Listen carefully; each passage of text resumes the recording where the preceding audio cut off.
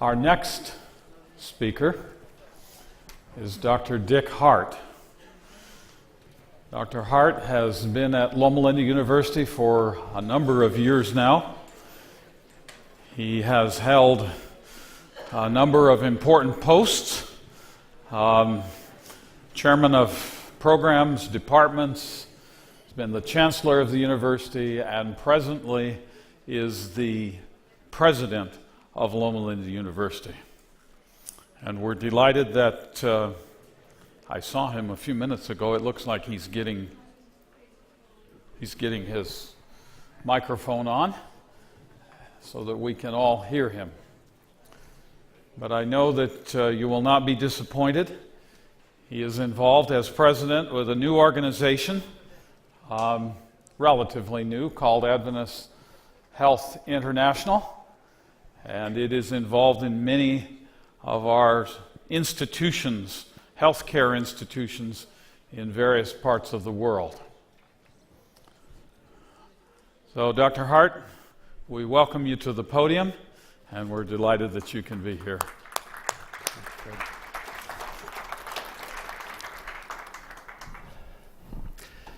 It's a pleasure for me to be here and be able to spend a few days in Europe. I have watched healthcare in Europe for a long time and have been concerned about the church's work over here. So today I want to explore with you some of my concerns and some ideas that I think are important. But first I want to begin with a story. I have the privilege of still spending about a half day a week seeing patients. That's when I can escape committees and a few other things and get back to normal life. And a while back, I was covering at our Center for Health Promotion our obesity clinic. We have a program there that helps people with weight management. And I walked into one room, and there was a 40-some-year-old woman that had been in the program for some time, had made great progress, had lost about 40 pounds, 20-some kilos of weight, felt on top of the world, had plenty of energy, felt good, was just delighted, had another 50 or 60 pounds to lose, but was on her way and is going to do well. The kind of stories we all like to hear, some of the stories that you all share. I congratulated her. We adjusted her medicines a little bit.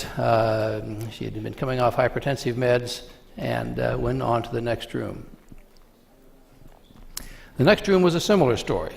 Again, a 40-some-year-old woman had lost about 40 pounds of weight, had made good progress, and I congratulated her, and we were having a good discussion when she turned and looked at me and says, "Dr. Harte, I've got to drop out of the program." I says, "Really? You've got quite a ways to go yet. You've made good progress." "Yeah, but I've got to drop out of the program."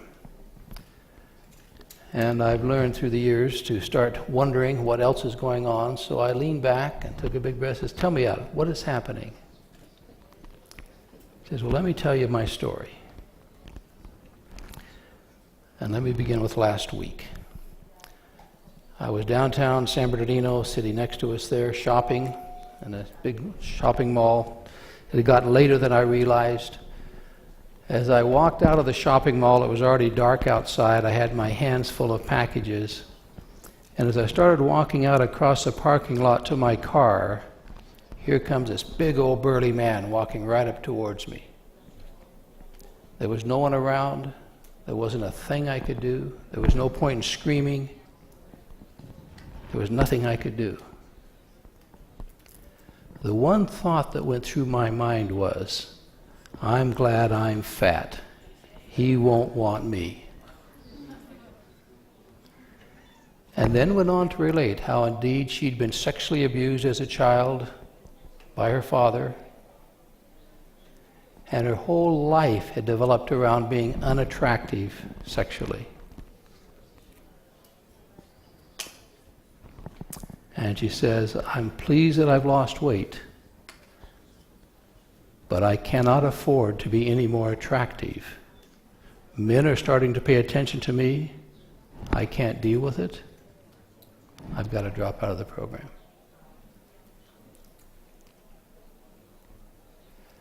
Now, I'd like to suggest that we could have given that woman a PhD in nutrition, and she would still be overweight. My point is that the struggles we face in life are a mixture of many different factors. And what I want to talk to you today about is how do we as a church take all of our assets and bring them to bear on the issues that we face.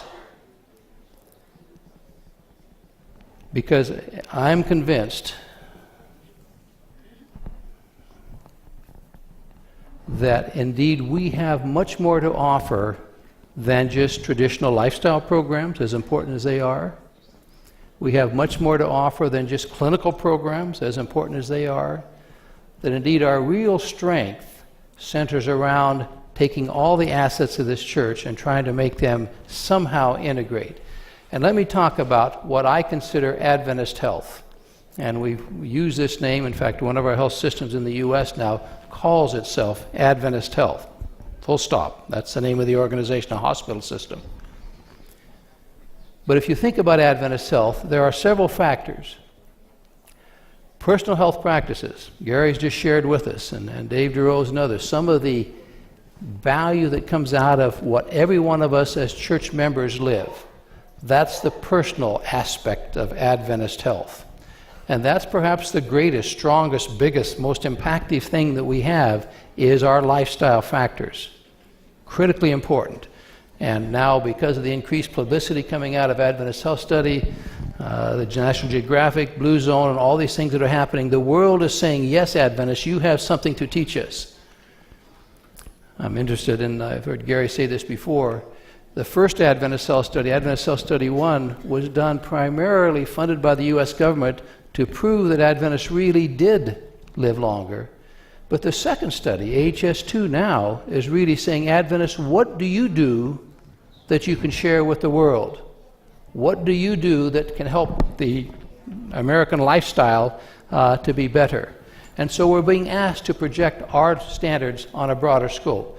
So that's the personal health practices part. Institutional health care. And I'm going to talk a fair amount about this morning because we have an incredible system of health care that we need to take advantage of. And this is the part probably that I feel the strongest about in Europe. We are now down to 2 hospitals in all of Europe. Walfriedi in Berlin and Ladiguière outside of Geneva. We need to do better than that because, in fact, institutional health care provides a training base, it provides credibility, it provides visibility for the church that we could benefit from in the European area. Another part of Adventist health care that we often forget about, and I'm pleased that I heard many of you here, are Adventist professionals in their own practice settings. A huge asset. These people are scattered in many different things, maybe working for the government, for academic institutions, in their own private practices, physicians, nurses, dentists, so many others. That is another huge asset for this church, and it's been well shown that, in fact, we are disproportionately increased in goods when it comes to Adventist professionals. Because of this church's interest in health, we have had a proportionally larger number of our young people go into health professions. So we have a lot of these people scattered around.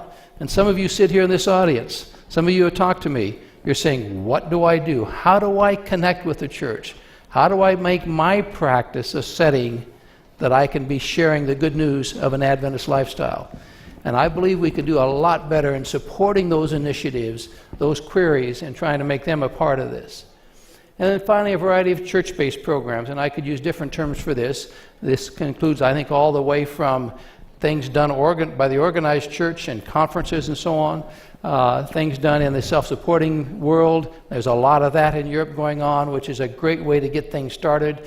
Let me assure you, trying to work through church bureaucracies is usually not the way to start new programs. It's better to start them outside of the church bureaucracy and then be able to gradually institutionalize them if you wish, because it's just too cumbersome when you're trying to do stuff with committees and everything else. Committees are not designed to take risk. Committees are designed to protect assets. And so it's much easier to do things on a more casual basis and then gradually bring them in if you wish. So out of those four, those are all parts, significant parts, of what I would call Adventist health. And the question is, are we big enough? Are we mature enough to start integrating that enough to take advantage of each one? And let me give you one more story. Just about a month ago in clinic, I saw a young lady that had come in, never been to our clinic before, rather overweight, mother of 3 kids, young kids, and basically says, you know, I've got to do something about my life. It's time. And so we chatted some. She knew she had to lose weight. She had to get exercising more. She was trying to finish up her bachelor's degree. She was trying to work part-time to support the family, and so on. She said, well, and my husband's coming in to see you as well. And sure enough, the next hour, her husband came. Similar situation, quite overweight, trying to finish up his bachelor's degree, working part-time truck driving, doing all sorts of things to try to survive as a family while they're struggling with their lifestyle. I did a physical on both of them. We gathered some lab data, looked at their numbers, and my experience has told me that the chances are pretty good that I would never see them again. Because the motivation that's there at one time usually doesn't last very long. And so I made a particular point. A week or two later, when I saw that they should have come back and weren't there, I called them. Oh, yes, we plan to come back, we plan to come back. And they finally did come back. I went over their lab stuff with them and so on and outlined a program for them as far as exercising and diet and things they could do. And this is my field. I think I know what I'm doing. And yet my heart told me I will probably never see them again. And I remember thinking as they walked out the door, man, I wish I knew some good church member that lived next door that could go over in the morning and say, hey, let's go for a walk together. Because, see, even at Loma Linda, we have limitations. I don't have that ability to plug them into a community setting. We're working on that. We'd like to do that. But you realize that if indeed I could glue all 4 parts of that together, I know what the practices should be. I've got the attractiveness of an institution. I can do blood tests. I can do things. I can all that sort of stuff. I've got professionals in practice. Now if I just had a healing church that I could say, let me introduce you to my friends. They would like to go walking with you, or they would like to come over and help prepare a meal with you and to show you what to do. What an asset that would be if we could put that all together. One more comment that I want to do before I move on. I want to talk about our institutions a bit. And I appreciated very much Heidi's comment this morning on the epigenetic business and the other research you've heard. We are starting to undergo a huge transition in our research understanding of not only our traditional healthcare practices, but lifestyle-related issues. And if you all caught what she was saying this morning in one of our research labs at Loma Linda, major research labs under Dr. Larry Longo, who's been funded by NIH, the National Institutes of Health, for some 40 years now, is a Center for Perinatal Biology. They are in the process of shifting their whole research emphasis, which has been looking at hypoxia during pregnancy and a number of other things, to recognizing now that the epigenetic research that basically says that the environment during a time the baby is in the mother's womb, the fetal development, is when the epigenes, the little switches that turn on our genetic code on and off, are influenced the most. And so what we're now starting to talk about is developmental biology, which basically means that indeed during pregnancy, a mother's lifestyle may permanently encode that child's predisposition to adult diseases. So what that mother's lives like, and there's some evidence, frankly, that it isn't just the mother. The father, when the sperm comes from a lifestyle of different kinds, may in fact itself have some impact. That child is hardwired for trouble if indeed the mother and father were not following good lifestyle when that child was conceived and nurtured in the womb. That's pretty scary. That's pretty scary, because what you realize is all the things that we are now trying to do with people later in life, we've already got genetics working against us because of their background. And the first story I told of the young lady with trouble with sexual abuse as a child and coming out of that kind of a family setting, you know that indeed her in utero time probably switched enough switches that she is going to struggle all of her life with obesity. And that's why I have learned to be very, very humble when working with patients, to not kind of, come on, if you just tried harder, you could do it. When you realize that, in fact, their genetic code is making them function and so on the way they are. So the whole area of developmental biology and how it impacts us is going to be key. Now, is that going to be scary for the church? Absolutely not. I mean, if you talk about Ellen White's teaching, this is something she's probably the most profound on, is a mother's health during pregnancy and her nurturing of children in early life is absolutely essential. She talks significantly about that. So there's no problem with it fitting with where we're at. It's just that our current emphasis saying, you know, if you just believe, you just try a little bit harder, you could take care of this, may not be quite as realistic as we all believe. And in fact, we ought to be a bit more gentle with people who struggle with major issues like this. Let me move on. I wanted to show you a picture of Loma Linda. Almost. Anybody recognize that building? That could have been Loma Linda University.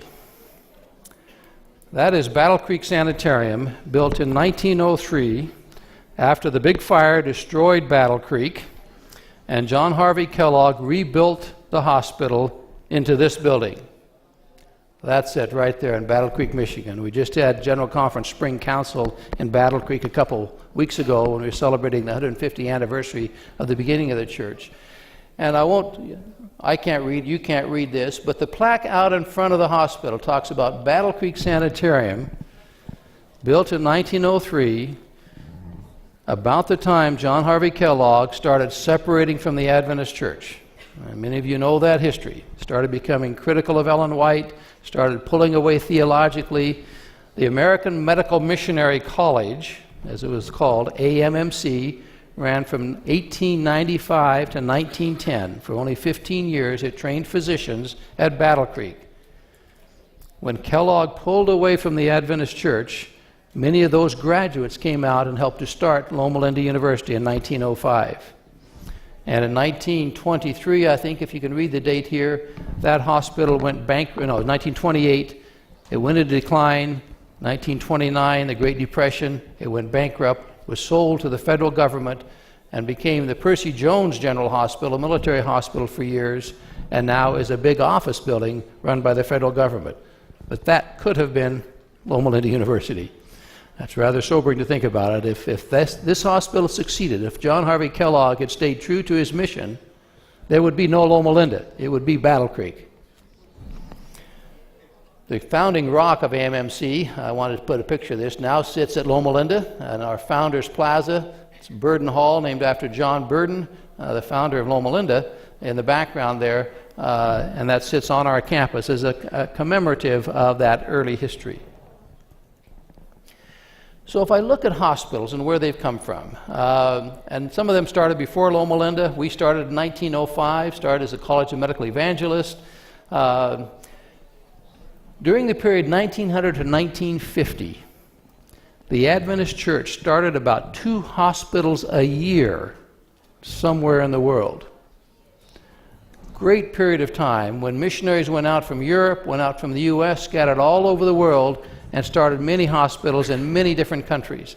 An incredible time of growth for the Adventist Church when you look back on it, particularly compared to some of the struggles that we have today.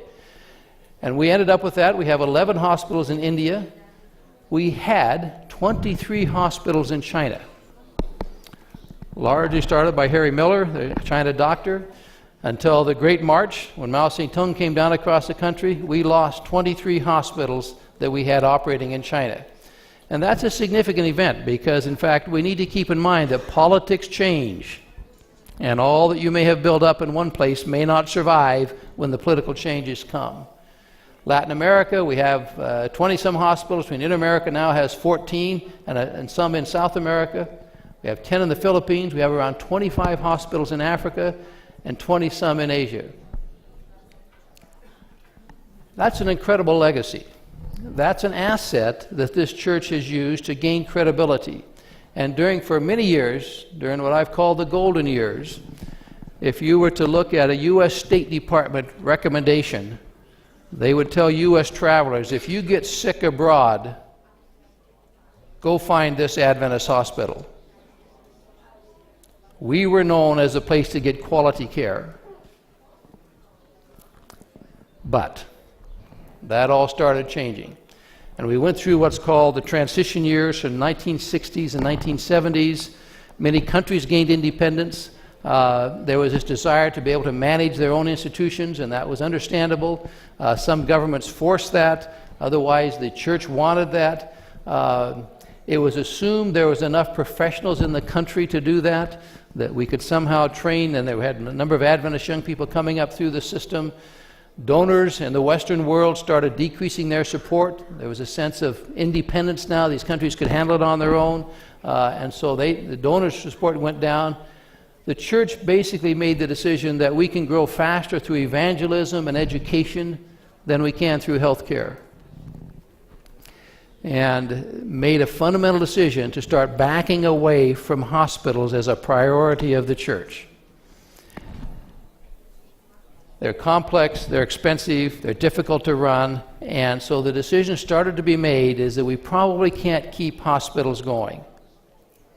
And I've talked with quite a few church leaders during that time and the subsequent years. It says, it'd be nice, but they're too expensive, they're too complex. We probably just better let them gradually wither away and die. And around the world, we saw a number of our institutions start to go down. And we started losing some institutions, and I could name off a number that the church finally let die and close during that period of time. The question is, did it need to happen, and what can we do about it now? In the United States, we had about 50 hospitals at that time, and the same issue came about. In the United States, at that time, most of the hospitals were chaired by a union president. That was the usual system, the hospital board, and were basically managed under the church structure. And between the period 1980 to 1982, the U.S. hospitals within the church said, the complexity, the risk is so great, we need to form a system to try to protect what's happening. And so they started forming national health systems in the U.S. And it went through various changes, but eventually we ended up with about 4 or 5 systems in the U.S. that managed these hospitals. They still kept church leadership on the boards to kind of guide them. The intent was not to separate from the church. The intent was to better manage the institutions. And out of that, we ended up with these hospital systems, which then gradually grew now to over 80 hospitals in 5 different systems. Some of the best-run hospitals in the country are run by the Adventist Church now, all across the U.S. And in fact, if the church wanted, if the systems wanted, they could be adding more and more hospitals, because many times when a hospital struggles, they'll come to the church and say, hey, would you like to take on this hospital? We can't keep it going any longer. And so the Adventist hospital system continues to gradually grow. But there's been some challenges. It's difficult to find sufficient Adventist staff. I mean, what makes an Adventist hospital? If you only have an administrator or one doctor, is that an Adventist hospital? And those whole questions start to come up of what should we do? When you look at the number of Adventist staff it takes to run these institutions, should we not run them if we can't? I believe there's a better approach, and we've adopted quite aggressively this at Loma Linda, saying, we can't find all the specialists and subspecialists we always need from among Adventists, but we can make sure that everybody we recruit understands who we are, understands our basic beliefs and principles, and is supportive of that if they're going to work within this institution. And we have discovered that many of those of other faith traditions feel just as passionately about supporting Adventist principles as if they were coming from the church itself. Now, that will make some of you nervous. It makes me somewhat nervous. But in fact, the trade-off of do we have hospitals, yes or no, depending upon the percentage of Adventist staff, is that a good or bad thing? And I believe that the value of having institutions that embody our principles does have value that should be maintained. One of the issues that we looked at internationally, because there's about 70 of these hospitals are in developing countries, and so in the late 1990s, we created Adventist Health International to try to help stabilize the hospitals in the developing countries. And it now has 26 hospitals that it's managing in different countries of the world. What we assumed, and it's proven to be true, is that once donors get reassured and re-engaged, they want to stay involved. The church's commitment to these institutions remain real. And we have several organizations here in Europe. One of the ones that we've worked a fair amount is AMALF, the Adventist Medical Association in France, or actually in the French-speaking parts of Europe, it includes several different countries, has been actively involved in continuing to maintain support for some of our hospitals in Africa. Quality can come back up. We have two programs at Loma Linda that I'm particularly pleased with. We have a deferred mission appointee program and a global service award program that basically say that any Loma Linda graduate of any discipline, when they graduate, if they want to work abroad, we will pay their educational debts while they go to serve abroad. So it removes the biggest barrier to service because that's really what holds U.S. people back. Now in Europe you have more subsidized education, so it's less of an issue. But it's that barrier of having to meet your debt obligations for education that often keeps people from being able to go and serve abroad. So at the present time, we have 193 hospitals. 80 of those are in the U.S. Actually, we have 57 licensed hospitals. Some of our hospitals have several hospitals under one license. There's 80 different hospital buildings, 365 clinics, 13 mobile sites, and 13 air bases scattered around the world. That's the institutional part of Adventist Health. What I wish I knew was the Adventist professional part of Adventist Health. I have no idea how many thousands of Adventist professionals there are scattered all over. There's got to be a lot of them out there. We've got 40-some thousand graduates from Loma Linda, someplace in the world. And many Adventists have come out of other institutions. Is there some way we can more effectively rally those people to be part of this system? And I believe that's something that the church needs to work on. We've tried different times to do different things, but it's very difficult. They're scattered people, they're working, they're in their own lives. They surface because they end up being, working in a local church. They may be the health secretary of the church or teach a Sabbath school class or whatever. They're out there, but we need to be able to more effectively integrate them into our system. The other thing that's happening in the church now is the development of health professional training programs.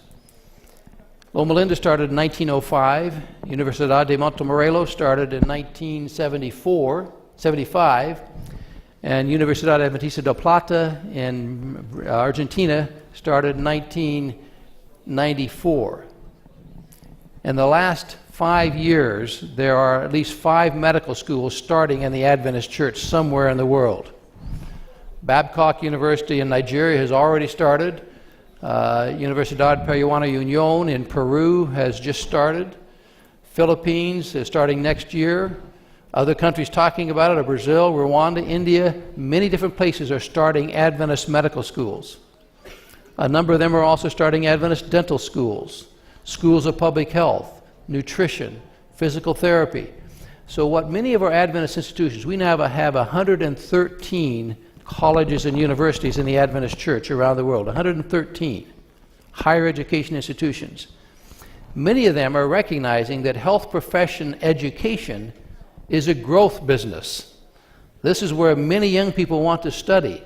And so they're making good business decisions that says, boy, here's a career that we could train, that we could offer to students, and they will come. And so there's a tremendous growth in growing Adventist health professional training programs around the world. And Loma Linda is in the process of making a decision that we need to move from working primarily on training alumni to trying to develop faculty for these institutions, because that's one of the biggest challenges around the world. Starting medical schools in particular are complicated, expensive processes, and how do we do that well when these universities want to move ahead but have few faculty to be able to do that? Schools of nursing, we have a number of those as well all over the world. Let me conclude by struggling with a few questions with you. Who actually owns Adventist healthcare? Who does it belong to? If you look at institutions, they'll have bylaws. Is it the founders, the donors, the faculty and staff, the church? If you look at Adventist professionals, of course, no one owns them. They're independent on their own, doing their thing. But how do we pull this all together into a system? And I want to just linger with you a little bit longer on what does the future hold. Is it possible for us to be leaders once again? And I particularly want to talk about Europe, because I believe that we have some challenges, but also some opportunities here in Europe that we need to look at.